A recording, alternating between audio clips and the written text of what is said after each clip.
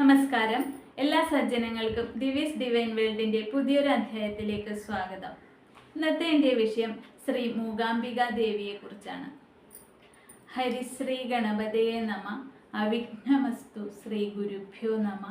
ഓം നമോ നാരായണായ. ഓം നമോ ഭഗവതേ വാസുദേവായ. ഓം നാരായണായ വിദ്മഹി വാസുദേവായ ധീമഹി തന്നോ വിഷ്ണു പ്രചോദയാത്. ഓം മൂകാംബികായേ നമ.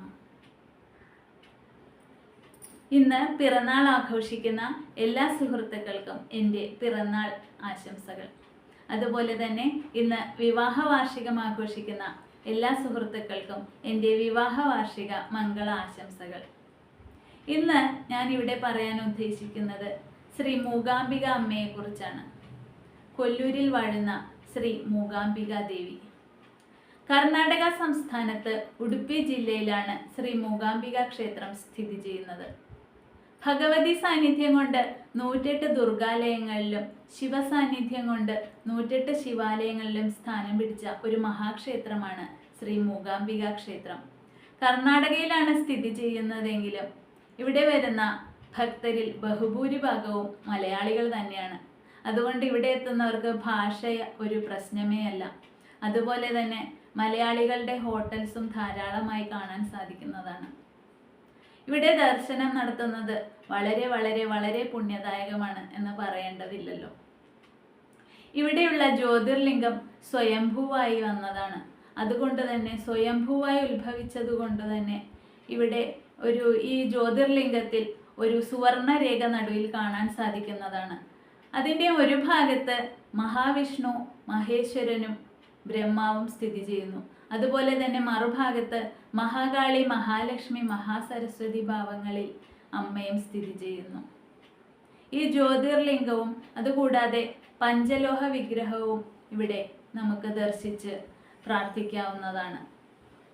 ആദിപരാശക്തി ഇവിടെ 3 ഭാവങ്ങളിൽ മഹാകാളി മഹാലക്ഷ്മി മഹാസരസ്വതി ഭാവങ്ങളിൽ കൂടികൊണ്ട് ഭക്തരെ അനുഗ്രഹിക്കുന്നു. ഇവിടെ വന്ന് പ്രാർത്ഥിച്ചാൽ സാധിക്കാത്തതായി ഒന്നുമില്ല. കാരണം ഇതൊരു സിദ്ധക്ഷേത്രം തന്നെയാണ്. ശങ്കരാചാര്യർ പ്രതിഷ്ഠിച്ചു എന്നാണ് വിശ്വസിക്കപ്പെടുന്നത്. മൂകാസുരനെ വധിച്ചതിനാലാണ് അമ്മ മൂകാംബിക ദേവി എന്ന് അറിയപ്പെടുന്നത്. അമ്മയുടെ ഇവിടുത്തെ പ്രസാദമായ കഷായം സേവിക്കുന്നത് മാറാരോഗങ്ങൾ മാറുന്നതിന് അനുഗ്രഹമാണ്. അമ്മ വിചാരിച്ചാൽ മാത്രമേ, അമ്മയുടെ വിളി വന്നാൽ മാത്രമേ ഈ മഹാക്ഷേത്ര നടയിൽ എത്താൻ സാധിക്കുള്ളൂ എന്നുള്ളതാണ് വാസ്തവം.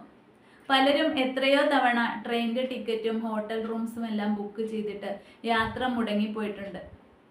കാരണം അമ്മയുടെ ശരിയായ ഭക്തരെ മാത്രമേ അമ്മ അവിടെ എത്തിക്കുള്ളൂ എന്നുള്ളതാണ് വാസ്തവം. അമ്മ വിചാരിച്ചാൽ മാത്രം എത്താൻ സാധിക്കുന്ന അപൂർവം ചില ക്ഷേത്രങ്ങളിൽ ഒന്ന് മാത്രമാണ് ശ്രീ മൂകാംബിക ദേവിയുടേത്. ഇവിടെ തൊഴുന്നതിന് മുന്നേ ആദ്യം സൗപർണിക നദിയിൽ കുളിച്ച് മുങ്ങി വരണം എന്നാണ് ആചാരം. ഈ ക്ഷേത്രത്തിൻ്റെ തെക്കുകിഴക്കേ മൂലയിൽ ഒരു ബലമുറി ഗണപതി അമ്പലമുണ്ട്. അവിടെ ആദ്യം ഗണപതിയെ തൊഴുതു വന്നിച്ച ശേഷം ശ്രീ മൂകാംബിക അമ്മയെ വന്ന് തൊഴാവുന്നതാണ്.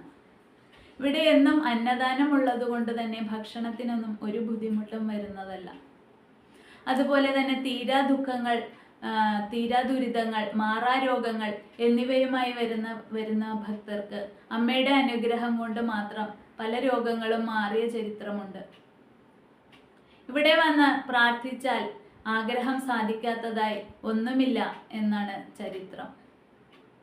അതുപോലെ തന്നെ ഇവിടുത്തെ ഉത്സവം നടക്കുന്നത് മീനമാസത്തിലാണ്. കൊടിയേറ്റുത്സവം മീനമാസത്തിലും രഥോത്സവവും മീനമാസത്തിൽ തന്നെയാണ്. ഇവിടെയുള്ള സുവർണ രഥത്തിൽ നിന്ന് നാണയങ്ങൾ എറിഞ്ഞു കൊടുക്കുന്ന പതിവുണ്ട്. ഇതിൽ നിന്നും കുറച്ച് നാണയങ്ങൾ എനിക്കും എൻ്റെ കുടുംബത്തിനും കിട്ടാൻ ഭാഗ്യമുണ്ടായിട്ടുണ്ട്. അത് അമ്മയുടെ അനുഗ്രഹം ഒന്നുകൊണ്ട് മാത്രമാണ്. സമൂഹത്തിലെ ഉന്നതിയിലിരിക്കുന്ന പലരും അമ്മയുടെ ഭക്തന്മാരാണ്. മഹാനടൻ ശ്രീ മോഹൻലാലും ഗാനഗന്ധർവൻ KJ യേശുദാസുമെല്ലാം ഇതിന് ചില ഉദാഹരണങ്ങൾ മാത്രം. അമ്മയുടെ നടയിൽ വന്ന് വിദ്യാരംഭം കുറിക്കുന്ന കുട്ടികൾ വിദ്യയിൽ അത്യുന്നതങ്ങളിൽ എത്തുന്നു. അവർ സമൂഹത്തിൽ വലിയ വലിയ സ്ഥാനമാനങ്ങൾ വഹിക്കുന്നു. അതുകൊണ്ട് തന്നെ ഇവിടെ വിദ്യാരംഭം കുറിക്കുന്നതാണ് ഏറ്റവും ഉത്തമം.